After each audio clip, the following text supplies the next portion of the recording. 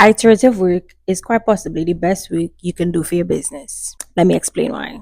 Hi everyone, my name is Shimilia B and I am a coach for beauty professionals who love their business deeply, love client delivery. You're at the peak of your skill and you want to capitalize on making money at that premium level.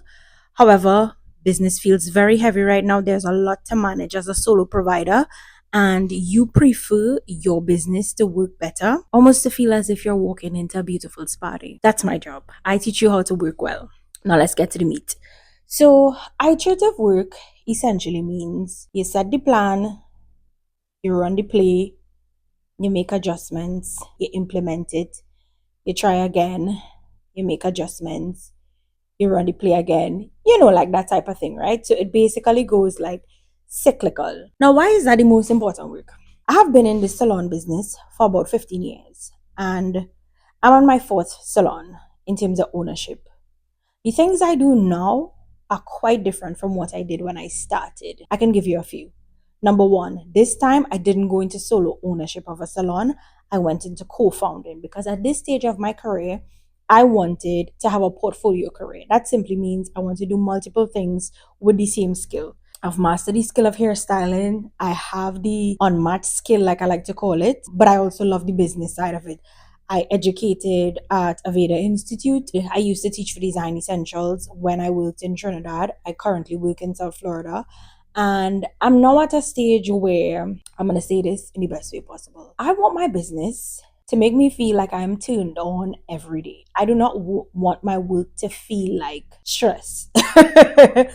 I do not want my work to feel like overwhelm. So, what I have done is I have found not just my best way to work, I have found my favorite way to work. And I have set in an iterative play is what I would call it, in terms of how to keep making this thing feel magical daily, even 15 years into this business, right?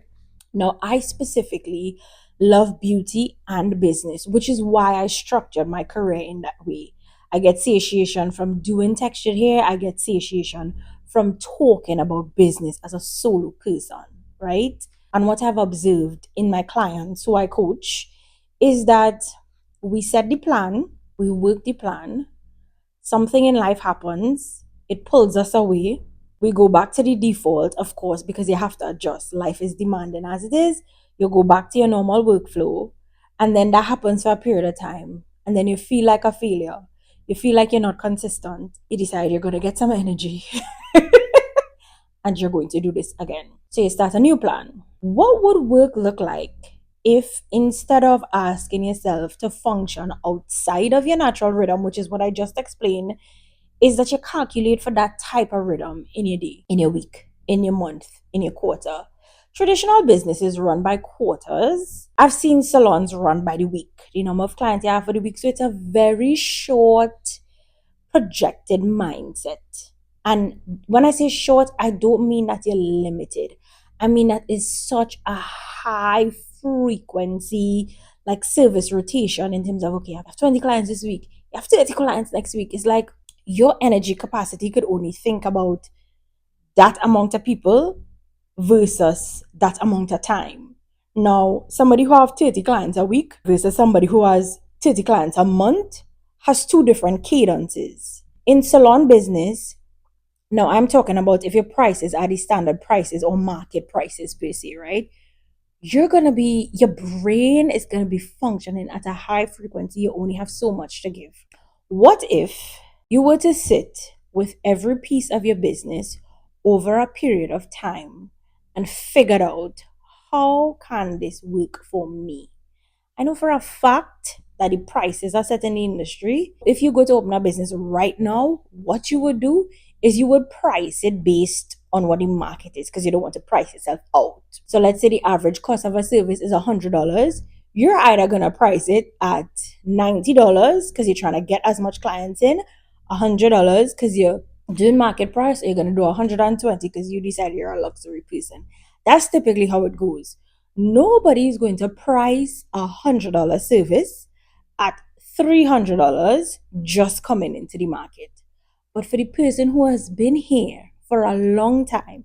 I would even say low bar 3 years in the market to like 15 years. You have the opportunity to price differently, and pricing differently allows you way more room in terms of the frequency of clients that you have to take in the week. So now you could actually think out wide instead of just being it. You're thinking in a week, you're thinking for a month, you're thinking for 3 months. What is work going to look like if you're able to make it feel like that spa day? How would you feel about work?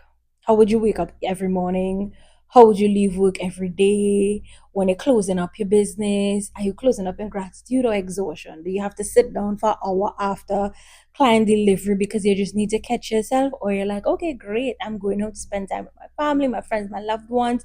Oh, we have dinner, we have drinks. I'm gonna go to the grocery, listen to a little podcast, a little music playlist, and walk around the grocery with all the energy and the happy pappy spirit that you had originally. You could actually get back to that place. It just takes some intention. Honestly, I would say courage.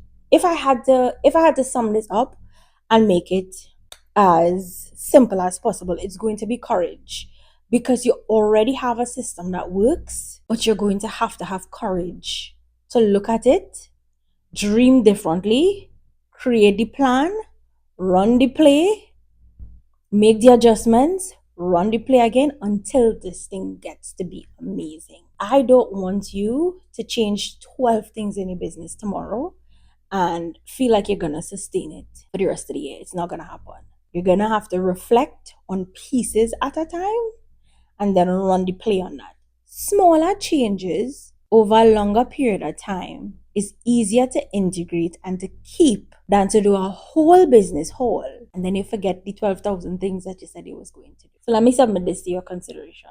I want you to list 3 things this week that didn't feel good in your client delivery. 3 things didn't feel good in your systems of operation. So this is could be from client messaging you randomly in the middle of a service and you respond to them and then you go back and check the phone and they message something else and then they go back and check the phone and it's like, hi, what's happening? I answered the original question. It's not a consult. You can book a consult. So what if you list 3 things? Now I call the categories, but I mean 3 things in any of the categories, not 3 things in each. And what if you just ask yourself this one question for each of them?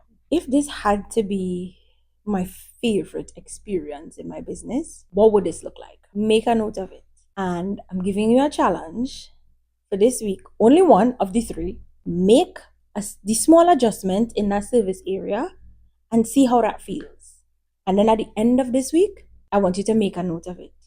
Did it work? Did you implement it? Did you go back to your old system? Did you forget it? Or was it successful? And is it something that you want to move ahead with?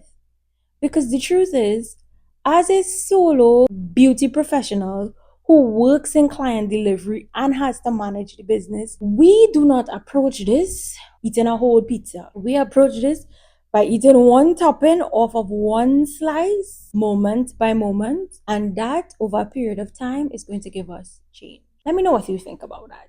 Now, if you want more of this type of content, or if you want to have a conversation with me, I'm on Instagram at Shimilia BKs. Shoot me a DM because I'm creating an offer that I'm not going to launch publicly. It's literally going to be by way of watching some piece of content like this where it's specific for that person, because I don't believe in marketing for everybody because you want to catch the widest net. I believe that the person I'm speaking to who is looking for this type of change is ready and available, and they're gonna see this and they're gonna be like, yeah, that's it. That's what I want. That's what I need, and that's it. So I'm on Instagram, Shamilia BKs. It's just a thought. I'm just sharing literally my notes that I made today, and I feel like it could have helped somebody. See you on the next thought.